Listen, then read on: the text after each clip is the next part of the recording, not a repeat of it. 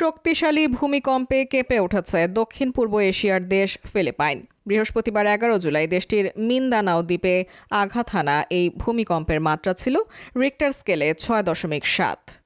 প্রতিবেদনে বলা হয় দেশটির মিন্দানাওতে 6.7 মাত্রার ভূমিকম্প আঘাত এনেছে বলে German research centre for geoscience GFZ জানিয়েছে।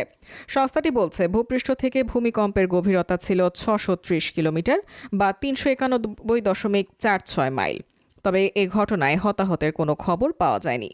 দেশটির সিসমোলজি এজেন্সি এক বিজ্ঞপ্তিতে বলেছে ভূমিকম্পে ক্ষয়ক্ষতি হবে বলে আশা করা হচ্ছে না, তবে আফটার শক হতে পারে। উল্লেখ্য, চলতি বছরের জানুয়ারিতেও দেশটিতে একটি শক্তিশালী ভূমিকম্প আঘাত হানে যা রিক্টার স্কেলে বৃহস্পতিবারের সমান মাত্রা দেখিয়েছিল। আজ সকালে প্রথম দফার ভূমিকম্পের পর দেশটির উপকূলীয় এলাকায় সুনামি সতর্কতা জারি করা হয়। পরবর্তীতে সেটি বাতিল করে বাসিন্দাদের নিজ বাড়িতে ফেরার অনুমতি দেওয়া হয়।